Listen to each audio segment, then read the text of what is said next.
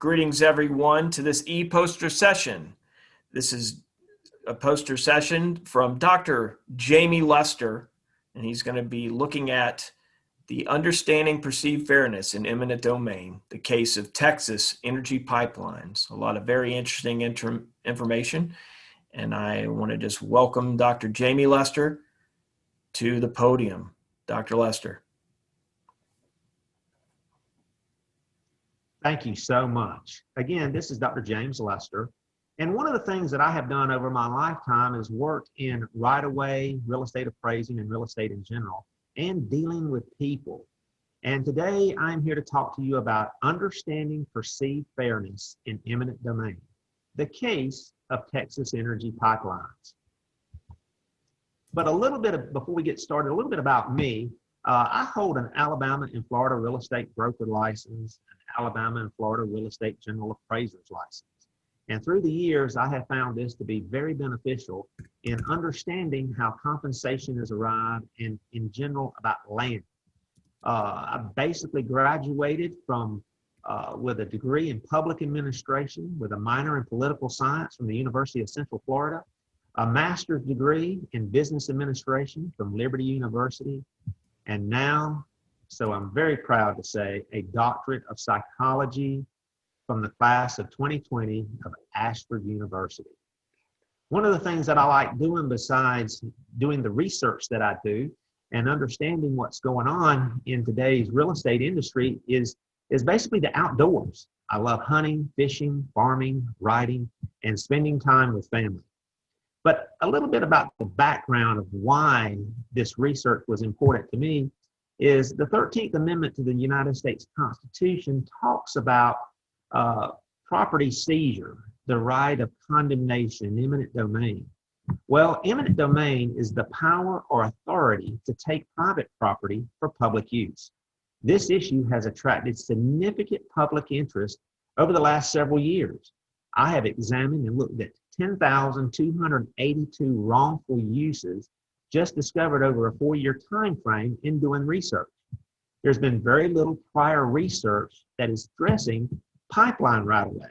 Yeah, there's right-of-way issues on road widening projects, sewer lines, public utility lines, broadband. But what I'm concentrating on is pipeline right-of-way, where companies transfer energy through oil or natural gas. So there has been a problem that has addressed the lack of understanding of these factors of perceived fairness in eminent domain and public use settlements.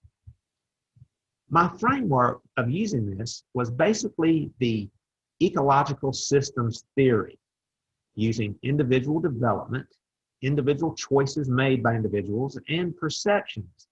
Perceptions shaped by his or her continuing interaction with a complex social context. Basically, social ecology. Social ecology is comprised of 5 interrelated types of systems. Number 1, microsystems. Number 2, mesosystems. Number 3, exosystems. Number 4, chronosystems. And 5, macrosystems. Through the application of ecological systems theory, the researchers sought to uncover the kinds of systems that most meaningfully affect perceived fairness in pipeline right-of-way settlements. Let's look at the research question. I had one major research question. Why is compensation perceived as fair or unfair in cases of property seizure for utility use, such as natural gas and oil pipelines, and how does context contribute to this perception? Well, I looked at it in several different ways. When you actually agree on a settlement, the question is, do you really feel that it was fair? You might have accepted the compensation for one reason or the other, but was the overall process and what caused the overall process to be fair or unfair in the opinion of an individual? Well, the importance of this study was in several parts. Number 1, academia reasons. The perceived fairness of right-of-way settlements was a subject of interest because it had very little study. I couldn't hardly find any information that led to credible results. Practical reasons. A way to involve the public better in democratic decision making regarding issues of pipeline right-of-way and eminent domain, basically giving legislatures the authority to come off what the Constitution called, and each state is very different from their laws from one state or the other. Social reasons. Social reasons may serve to grant insight into the factors that could determine the perception of a deal, thereby allowing leadership to create settlements more effectively.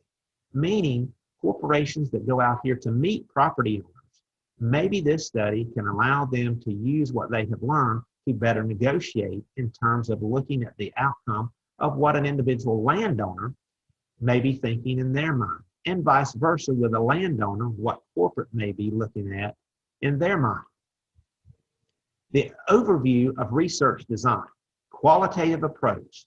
The phenomena under study in this research was explicitly subjective with participant perceptions as the particular focus on the research problem. Past research has been based on case law and legalities. This study is on the reality experience of those involved in eminent domain settlements, the people, the landowners. Specific research design was basically the case study. The case study method was used with a population of study of only individuals from the state of Texas, landowners in the state of Texas. The sample size was 25 participants. The qualitative data collection involved interviews, involved historical case studies and documents that I had, along with focus groups. And the findings, well, the findings were quite clear. I basically broke the findings down into several sections. One was the process itself, the process of going through from the start to finish with negotiations to the end product.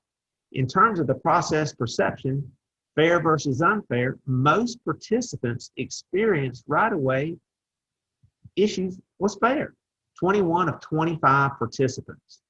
Next was the settlement perception. Was my settlement fair or unfair? Well, majority participants felt that 23 of 25 felt that it was fair. Final compensation. Well, final compensation, the money that is paid, is really the main driving force in settlements. 50% of all participants felt the money was the main driving force in settlements, not necessarily the condition of the land once construction is ended and that. Well, the next was the major factor of settlement is getting paid over the appraised value. So currently appraised value determines the compensation, but 13 of 25 participants felt that it was fair provided the compensation was over the appraised value. The results of this study indicated the legalistic side of pipeline right-of-way acquisition is fair. The humanistic side of the compensation is unfair. However, it appears to be fair once negotiations reach a point that condemnation would be the next step. This finding supported with 95% settlement rates, with less than 5% going through the condemnation process. As you can see, eminent domain and land acquisition can be quite complex. However, what negative publicity a few landowners have encountered appeared to establish unfairness in the overall process of compensation is simply not true. Based on what I have gathered in the studies that I have done and talked to so many different people and different companies throughout this whole process, basically everything has pointed that compensation and the right-of-way process is fair across the board. I greatly appreciate your time and I greatly appreciate everything. And this will conclude my presentation. But if you have any questions or concerns or would like to talk to me or email me, please feel free. It's treylester@hotmail.com. That's TREYLESTER@hotmail.com. Thank you so much. Thank you so much, Dr. Lester, for this insightful presentation. Hope everyone has a great day. Thanks for tuning in.